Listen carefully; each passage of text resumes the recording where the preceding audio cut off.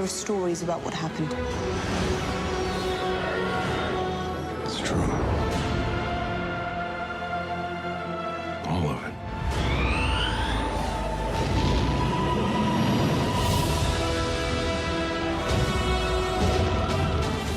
Hey everybody, Brian from the Star Wars Canon Library here, and you heard the man, there were stories, and they're all true. Welcome to this week's episode of Monday Mailbag, even though I'm shooting it on a Monday and releasing it on a Tuesday. I don't know why I still call it Monday Mailbag, but for those of you guys that don't know, my sole purpose in life is Star Wars, and I'm kind of OCD when it comes to keeping things in order, so I decided I was going to start keeping everything in order back there for you guys.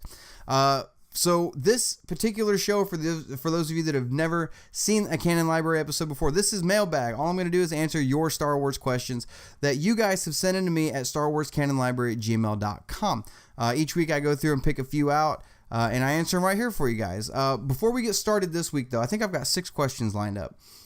Before we get started this week, though, I wanted to let everybody out there know that this Saturday, since it's the last Saturday of the month, we do a live Q&A on the Facebook page where all we do is answer your Star Wars questions, anything and everything Star Wars. So make sure to head on over to the Facebook page. Just look for Star Wars Canon Library. Make sure to like us and follow us there so you will know when we go live. For those of you in the U.S., it is 7 p.m. Central Standard Time. I live in Kansas. I always go live at 7 p.m. So make sure to go check that out. I can't wait to talk to you guys there. But without further ado, what do you say we just jump right into this? Like I said, I have got 6 questions lined up this week. Hang on a second. Let me pull them up here. And the first question this week comes from Jack Mallard. And Jack says, "Hi, Brian. I've always wondered about Chewie's family, and the Solo trailer showed us a family member or friend of his. But there is no mention of Chewie's family in the films. So do you think this other Wookiee will die in Solo?" Thanks for the question, Jack. And I don't necessarily think so. No, we haven't really had a mention of Chewie's family in the films, but we have had mentions of them in the Aftermath trilogy. No, this isn't something that's referring back to the holiday special. Chewie is not the only person in his family. Just because he's the only one you see throughout the main time, he's the only Wookiee you really see throughout the main timeline of events. Just because he's the only Wookiee you see doesn't mean he's the only Wookiee that's left Kashyyyk. It doesn't mean he's the only Wookiee out there. Chewie has a family. And according to the Aftermath trilogy, Life Debt specifically, the second book in the trilogy, we know that he did leave his family on Kashyyyk, and at one point left Han to go back to Kashyyyk to help resettle Kashyyyk, to get it ready, or to get it back to its former glory before the Empire came in and took over. So we do know Chewie has a family, and I am interested to see what they're going to do with Chewie's family in this. I don't know where they're going to go with it, to be honest. I don't know if that was, a mate, or like what you said, like a blood family member, a son. We know Chewie had a son. We know that much. So I really don't know where they're going to go with it. I'm assuming that was more of a mate figure. I think I could be wrong, but we'll know here in the next month. Before long. I cannot wait. But just because there's no mention of Chewie's family in the films doesn't mean he didn't have a family. There's no mention anywhere of Han's parents, but Han obviously had to have had parents. And now that I said that, everybody's going to be trying to figure out who Han's parents are. But thanks for the question, Jack. I do appreciate it. And that's a good question. Hopefully we'll get more answers in the coming weeks. Oh man, I can't wait. It's so close, guys. It's so close. Thanks for the question, Jack. Question number 2 this week comes from Tyler Butler. And Tyler says, "Now that The Last Jedi is out, is everyone Force sensitive? If so, that kind of takes away from what makes the Force special. Not everyone should have midichlorians. What are your thoughts?" Thanks for the question, Tyler. And you're right. Not everybody should have midichlorians. Nobody should have midichlorians, in my opinion. But to answer your question, everybody has always been Force sensitive. Even since the first Star Wars movie came out, when Obi-Wan told Luke the Force surrounds every living thing. It's created by living things. It's created by life. It surrounds everything. Every single person in the galaxy is Force sensitive. To what degree are they Force sensitive? That varies. All right, so I hate it when people say, oh, well, Finn's going to be force sensitive. Technically, everybody's force sensitive. It's just what level of force sensitivity are you talking about? Most of the time when you say force sensitive, it means you're sensitive enough to it that you can use it.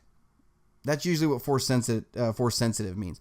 But everybody has always been force sensitive. I mean, a good example would be Chewie from Rogue One. He wasn't necessarily a Jedi, but he could still interact with the Force. He could still use the Force is more of a religion than anything. It's one of those things where, yeah, some people are more prone to it than others, but everybody on some level connects with the Force. I mean, everybody. So it's not necessarily one of those things where The Last Jedi came out and it completely, it took away the special part of everybody that could use the Force. It didn't do anything like that. As far as midichlorians go, I have to address your midichlorian comment for a second. As far as midichlorians go, I like to have... now, this isn't canon, okay? And I hate the words headcanon. I can't stand those words. But that's technically what this is, I guess you could call it. My headcanon is that somewhere down the line... Look, the world we live in today, we have all these scientific discoveries and advances, right? What we know now differs from what we knew 100 years ago. What we thought was truth 100 years ago was not true, and now we know better, right?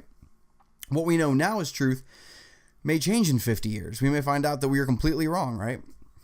So as far as midichlorians go, I like to think that somewhere down the line, midichlorians, I don't want to say were retconned, but maybe scientists or biologists or, even Jedi discovered that the Force doesn't necessarily come from midichlorians, that they thought that's what it was, and that's what they believed at the time of the prequels, but as time went on, they finally discovered, no, this thing is more mysterious than what we thought it was. We don't know what causes it. I think that's something I would like to see later on down the road. That's not canon yet. That never was canon. I mean, that's not even in the EU, right?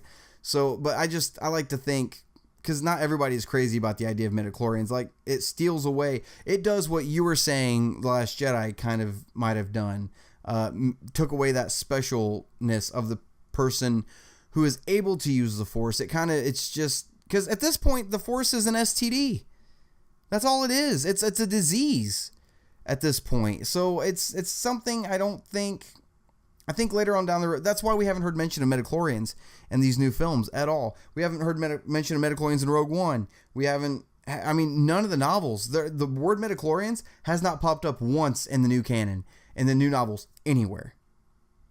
Nowhere. So I don't think they're actually retconning midichlorians. I think they're just trying to sweep it under the rug and be like, oh, don't pay attention to the man behind the curtain. So thanks for the question, though, Tyler. I do appreciate it. And I hope I answered it in some form or fashion for you. I think everybody's force sensitive to a degree. I think if you worked at it hard enough, even somebody who's barely force sensitive at all, I think could train to get it up to the point where they're using the Force very gratuitously. So thanks for the question, Tyler. I appreciate it. Question number 3 this week comes from Jackie Weisar. I don't know how to pronounce names, guys. I am truly sorry if I butchered that, Jackie. But Jackie says, if Chewie fought in the Clone Wars with Yoda, how come he doesn't try and change Han's mind when he says he doesn't believe in the Force? I feel like if he heard it from Chewie, it would carry more weight. Love the channel. Thanks for the question, Jackie. And you're right. That's something that...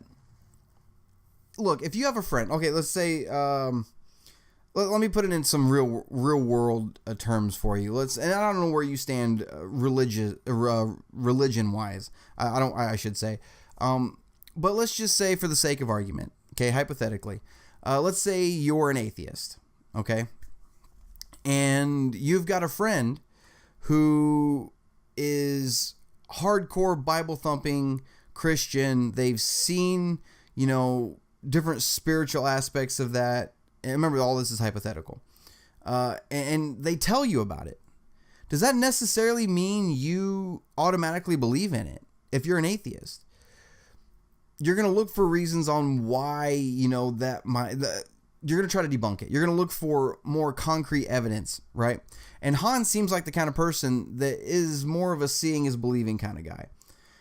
Even though, yes, Chewie did fight in the Clone Wars, he knows the Force is real. He knows the Jedi were real. He knows how effective lightsabers can be. He was probably having a heyday on the Millennium Falcon watching Luke train with that lightsaber, you know?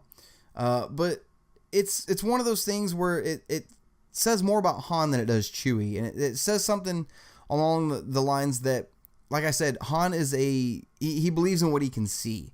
You know, it's like he says, hokey religions and ancient weapons are no match for a good blaster at your side, kid. That's the experience he's had through life. Nothing is more reliable than that blaster on his hip. And his luck, I don't want to say, and his luck. Because Obi-Wan was the one that said in his experience there's no such thing as luck. And Han even says he's flown from one side of the galaxy to the other. He's seen a lot of strange stuff, but he's never seen anything that would make him believe that there's one all-powerful force controlling everything. He said he's never seen anything like that. That doesn't mean people haven't told him about stuff like that. It just means he hasn't seen it. And we don't, for all we know, maybe Chewie tried to tell Han about it. I mean, he meets Chewie 10 years before A New Hope. That's where this Solo film takes place. He meets Chewie then. Maybe Chewie says something to him about it in Solo, for all we know. Or, you know, immediately after that, maybe Han's trying to get to know Chewie a little better, and Chewie tells him about that, and Han's like, oh, great, you're one of those guys. Awesome, you believe in that. You know, and then, because, think about it, when you come back around to The Force Awakens with Han, and he's telling Rey and Finn and BB-8, you know, about Luke and what happened, and he ends up saying it's true, all of it, the Jedi, the Sith, you know, the dark side, everything, all of it's true. He even says he used to think it was a bunch of mumbo jumbo. He thought it was just religious fanatics. That's all it was. That's what he thought it was. So I think it's one of those things where he believes what he sees. I think that's all it is. He can simply cut dry. If I can see it, if it's tangible, if I can touch it, it's real. If I haven't seen any evidence of it, it probably doesn't exist. So thanks for the question, though. And I'm hoping we do see Chewie say something to Han about it. You know, because I wasn't a fan in the prequels when, you know, Chewie gave Yoda a piggyback ride. I was not a fan of that. I thought the fact that Chewie and Yoda even met was kind of... The galaxy's bigger than that. Those two aren't going to come across each other. And really, it was more for fan service than anything. The only reason Chewie was the Wookiee there was so that Yoda could say, goodbye, Chewbacca, and everybody would lose their minds. That was the only reason that was there. But I wasn't a fan of that. But even with me not being a fan of that, it still happened. It's still canon. So I feel like Chewie needs to explain that to Han at some point, you know, and it'll say a lot about the development and the growth Han goes through from when we meet him in Solo up until The Force Awakens when he's killed. So, spoiler alert if you guys didn't know about that. But yeah, thanks for the question, Jackie. I do appreciate it. I hope, like I said, for the last one, I hope I answered it in some kind of form or fashion. And a lot of the questions you guys have sent in are really speculative. There's a lot of, it's not really cut and dry stuff. So, but I do like questions like that. It makes you think, you know, it starts up a discussion also. But thanks for the question, Jackie. I appreciate it. Question number 4 isn't really a question, but it's more of a statement. And this one comes from Brent Nolan. And Brent says, it makes no sense that Leia was able to survive in space the way she did in The Last Jedi. Change my mind. Love the channel, by the way. Thanks for the question or for the email, Brent. And I'm going to respectfully disagree with you. I'm one of these people that everybody's entitled to their own opinion.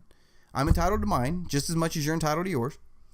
I respectfully disagree. I'm not one of these people that's going to sit here and argue with you until I'm blue in the face. I don't feed trolls. But I'll humor you for this one. I think it makes perfect sense that she survived the way she did in space.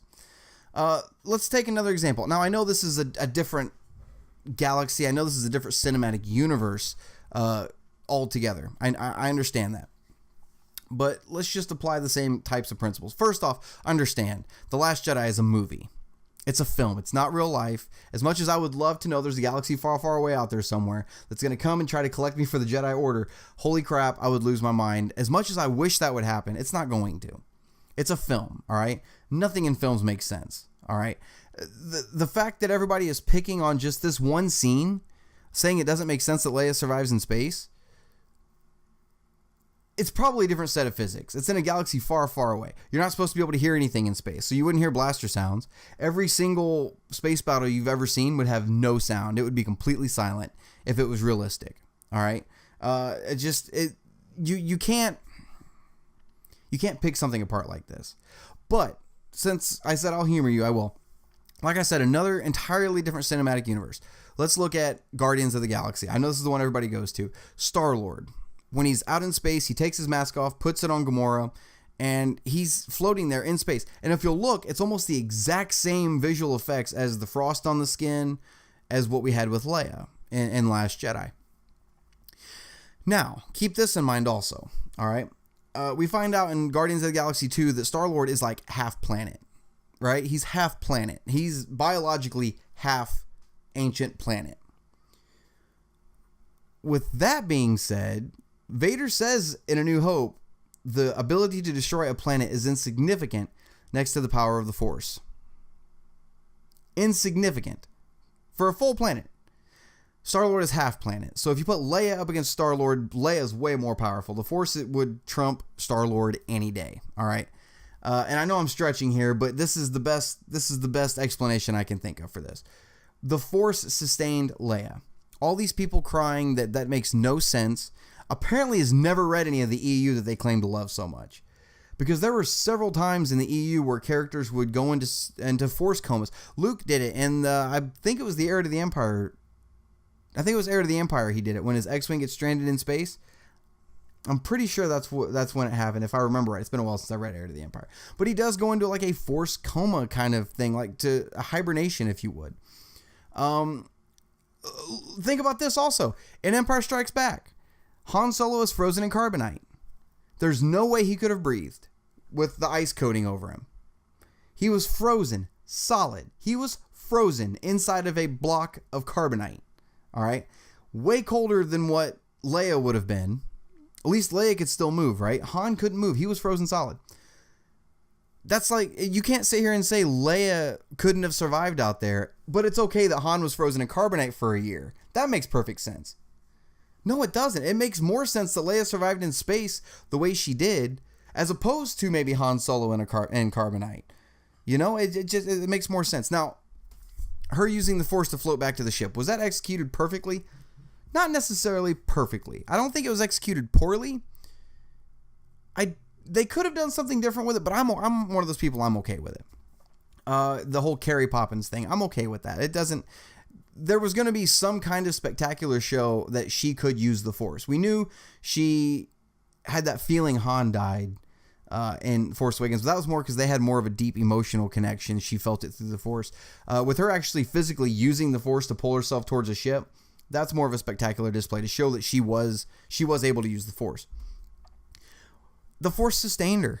That's all it is. It wasn't her time to go yet. The Force realized that and sustained her. Kept her alive. So I'm not as picky when it comes to that particular scene. And I can understand why people are. I get it. But remember, it's a movie. It is a movie. Nothing is real in movies. Nothing is real in movies. Just remember that, okay? So, and you really can't even apply our universe or our galaxy's physics to this galaxy, because it's a galaxy far, far away. They may have a completely different set of physical laws. There's a possibility. So, I mean, hell, in Empire Strikes Back, when they're inside of the space whale in the asteroid field, they walk outside with nothing but a face mask on. In the comics, there's times when there's characters float down space with nothing but face masks on. Their skin's exposed. No problem. You can't just look at one instance and say it makes no sense. You can't do it. Nobody had a problem when Canon got sucked out into space in Rebels. Just saying. So, thanks for the question, or the comment, I should say, the email, Brent. I do appreciate it. Like I said, I love talking to people about this kind of stuff. I love sparking up debates. And like I said, as long as you are willing to disagree with me respectfully, I'm all for it. I will have a debate with you. I won't have an argument, though. So, thanks for the question, Brent. Question number 5 this week comes from Dawn Barron. And Dawn says, where does the new novel Last Shot fall on the timeline, and are you going to be doing a review for it soon? I love what you're doing. Love the site. Can't wait to see where it goes in the future. Thanks for the question, Don. And I'm actually about halfway through Last Shot right now. For those of you that don't know, it just came out last week. It's a novel that follows. It's a Han Solo and Lando novel. I thought the novel was going to take place further back on the timeline than it does. I thought it was going to take place way back before even the Solo film. And I started reading it, and I was completely wrong. It actually takes place 2 years after the Aftermath series. That's where it picks up. And it actually does cover a few different time eras, but it jumps around a little bit from what I've read so far. It starts present day, well, what you could call present day, which would be 2 years after the Aftermath trilogy at this point. That's what they would consider present day in this book. It goes between present day back to, I think, 10 years before that, which is after Han has the Falcon, after the Solo film, when he has the Falcon. And then it goes back 15 years for Lando. So it's when he had the Falcon, right? So this book technically takes place, see, Solo is what, 10 years before A New Hope? That's right, 10 years before A New Hope. This book takes place 2 years after that, 4, 5, 6, 7. We're going to say about 7 years. So we're going to, I don't know, somewhere between 14, 16 years, something like that, after Solo. I'm gonna go as far as say that. But so far, I'm loving it completely. Whenever I'm reading, I can actually hear Harrison Ford's voice. I can actually hear Billy D. Williams. Now, when it goes back to, young Lando and young Han Solo, the young Lando, it's when he still owns the Falcon. So I'm picturing Donald Glover Lando. I'm trying to picture that Lando in that particular part of the book. When it goes back to the Han Solo stuff, it's not as far back. So I'm kind of thinking of a younger version of Harrison Ford, to be honest. There's been a couple of good cameos in this book so far. A couple that I knew had to pop up somewhere. And it makes me wonder if they're going to pop up in the film now. And I don't want to give anything away. I'll talk about it a little more in my actual review. But yes, I have a review coming for it very soon. I've actually got it on the shelf back there. I don't know if you can see it right there. It's right there on the shelf. But I'm loving it so far. It's up there for me. It's really, really up there on the list. For those of you that don't know, I just did a ranking list of my least favorite to my favorite novels. And this one, I'm going to say, at this point, I'm halfway through it. Keep that in mind.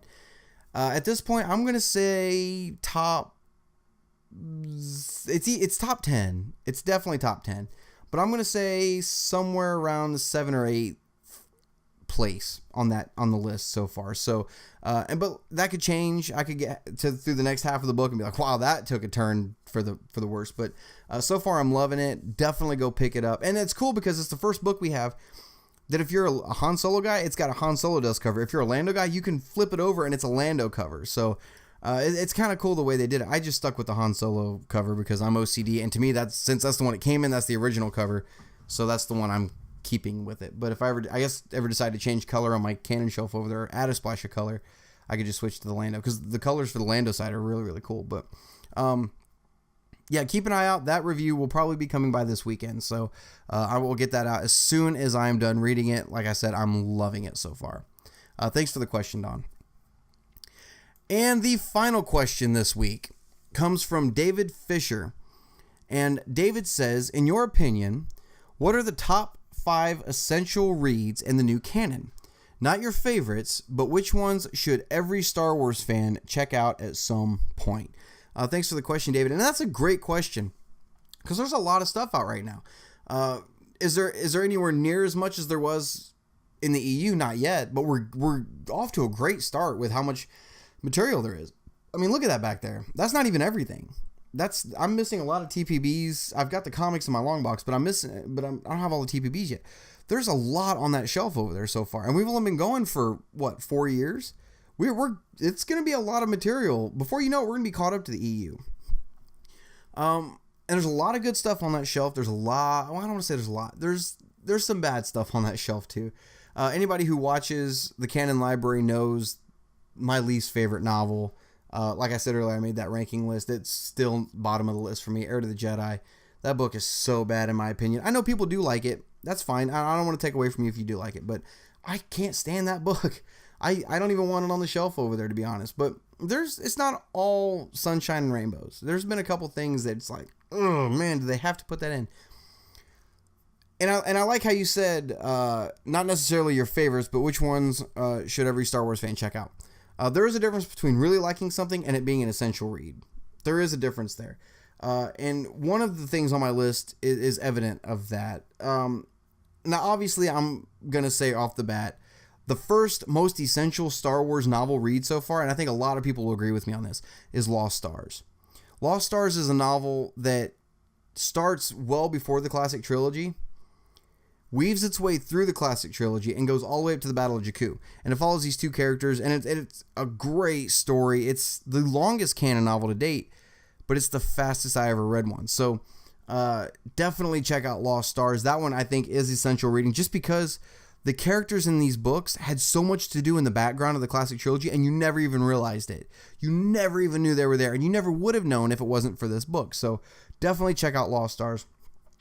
Another one, and this happens to be another one of my favorites, is Bloodline. It's a Leia novel, and it takes place about 5 to 6 years before The Force Awakens. But the reason I say it's essential reading, especially if you're going through the films, if you're watching episodes, let's say 1 through 8, with all the films in between, with Solo, Rogue One, whatever the next one's going to be, when you finish 6, you need to read Bloodline before you watch 7. You really need to, because it gives you a good idea of what state the galaxy is in. It gives you a good state of where the New Republic is at, how people feel about the New Republic, what's going on in Leia's life, a little bit of a hint where Luke and Ben are at this point, kind of the relationship between Han and Leia, how that's going on, like what her career is doing to their relationship. Plus, there's this giant earth-shattering thing that happens in this book that is... I believe it or not, I didn't, when first time I was reading it, I didn't see it coming. And then as it slowly started to build up, like, oh my God, this is actually about to happen. Oh my God. And when it does, and if you read the book, when you get to that point, you'll know what I'm talking about. If you have read it, you do know what I'm talking about. There is a serious revelation, not necessarily for the reader, but for the galaxy in that book. So that's a really good one. That's something that I feel like everybody needs to see at some point. Another one on my list is Thrawn, mainly because he's been brought over from the EU, and I feel like anybody who has read the old EU stuff, this would be a really good jumping off point for the new canon. Look, even if you don't have time to sit down and read the novel, there's a comic also. There's a comic adaptation of this novel that you can sit down, and so far from what I've read of the comic adaptation, it's pretty faithful to the book. I'm pretty happy with it. So definitely check out Thrawn. Like I said, it brings Thrawn back in from the EU, and it's perfect Thrawn. It's a really good jumping off point, especially, like I said, if you're an EU enthusiast. Another one is, and it's funny, all 3 Claudia Gray novels are on this. Another one is Leia, Princess of Alderaan. This one is a really good story about Leia when she's 16, kind of how she is becoming the heir to the throne for Alderaan. Obviously, Alderaan is still around. But it's a really good, it gives you a good feel for what Leia was like when she was growing up. It's when she finds out about the Rebel Alliance. It's when she finds out her parents are running the Rebel Alliance and funding the damn thing. That would be an earth-shattering revelation to a child. Especially a child that's growing up in politics like that and doesn't like the Empire. So that is a really, really good one. And I feel like that one is essential reading also. And for the 5th one, I'm actually going to play a loophole here. It's not one book. I consider it one massive story. It's a trilogy. It's the Aftermath trilogy. I feel like this trilogy, now the Aftermath trilogy takes place immediately after Return of the Jedi. The first book is not the greatest. It is not the greatest at all. But if you read Aftermath, Life, Debt, and Empire's End, just boom, boom, boom, it's all one massive story. When you read through that, it takes you from Return of the Jedi up through the Battle of Jakku, that entire period right there. It shows what the rebellion was still going through, trying to form the New Republic. It shows the Battle of Jakku, for God's sakes. It shows what Han and Chewie were up to after Return of the Jedi, especially, like I mentioned earlier with Chewie's family, with him going back to Kashyyyk, trying to reestablish Kashyyyk. That's there. We follow Snap Wexley from Force Awakens in those books, see him as a child, where he came from. We see a lot more Wedge in those books, we see the influence Wedge had on Snap Wexley's life. So, I mean, there's so much in that trilogy. And we see a lot with Operation Cinder that we saw in Battlefront and with Shattered Empire comic. There's so much in there that is really, really cool. And then the really cool thing about the Aftermath trilogy is all 3 books have little interlude chapters where they kind of go somewhere else in the galaxy, and it's just 1 chapter long. It goes somewhere else in the galaxy and tells one little part of a story and then comes back to the main events. And a couple of them bear larger meaning for the galaxy than what some people really let on. There's one in particular that I really liked. It was, I don't remember which Aftermath book it was in. It was in one of them. I don't remember which one. But Masameda from the Empire, from formerly the Old Republic, tries to surrender to the New Republic. Tries to, and they won't let him. He comes to surrender, and they're like, no. And when I say that, I'm talking about Mon Mothma and Leia. They're like, no, because you're not really the one in power, are you? And when he realizes that they're right, and they're like, you come back when you can surrender the actual Empire, but since you don't have the power to do that, we don't want you. We're not interested. And he's just like, I can't even surrender? Are you serious? So there's some really, really good stuff in those books you definitely have got to check out. And like I said, if you can get through the first book, it's a little rough to get through. It's all set up for the next 2 books. But Life Debt is my favorite out of the trilogy. Empire's End is a very close second. So definitely go check that out. And that book, you see how brutal the Battle of Jakku actually is, and how graphic and gory it actually is. And it's actually really, really, I don't want to say refreshing because it's gory, but it's new. It's something, because you don't really see a lot of brutal gore in Star Wars. So you can do that in the novels and get away with it. And it's actually done right. So definitely go check those out. I know that's like 7 books when you ask for 5. And I'm loopholing that last one, but definitely go check those out. I feel like those are all essential reads. And there's other great reads on top of that too. Lords of the Sith is really great. What else is there? Battlefront 2 Inferno Squad. That's a great one. Especially if you're going to play the Battlefront, read the book first. Definitely read the book first. It's absolutely great. But yeah, there's a lot of good stuff in the new canon. But don't limit yourself just to what I'm saying. Go ahead and read everything. On last week's mailbag, somebody asked about story arcs across different mediums, and I came up with, I think, 6. So go back and check out that mailbag episode, and I did put together a few little story arcs, like the Rogue One story arc, some Vader stuff, Canon, Luke, Leia, some other stuff like that. So definitely go check those out. But guys, that will do it for this week's episode of Mailbag. Like I said at the beginning of this video, make sure to go to the Facebook page, hit that like and follow button. We will be doing a live Q&A going live at 7 p.m. Central Standard Time on the Facebook page this Saturday. So make sure to tune in for that. Have your questions ready. Get ready to rapid fire them. And usually when I do a live feed, I keep the live feed going until I've answered every question, or until we run into, 9:30, 10 o'clock, something like that. So definitely go make sure to check that out. Be sure to check out the website, www.starwarscanonlibrary.com. We have the entire timeline of canon material in chronological order, as well as cover art for every comic and novel, and a list of all of the canon material being released in the upcoming future, at least what we know is coming out, what's been announced. Like I said, check out the Facebook page, give us a like there. If you guys like this video, hit that thumbs up button. If you really liked it, hit that subscribe button. And if you really, really liked it, I hope you consider taking a look at our Patreon page. Just go to patreon.com, type in Star Wars Canon Library, and to make it easier for you, I'll even put the link in the description below for you. And the other links will be there as well. So until next time, guys, this is Brian signing off, and may the Force be with you.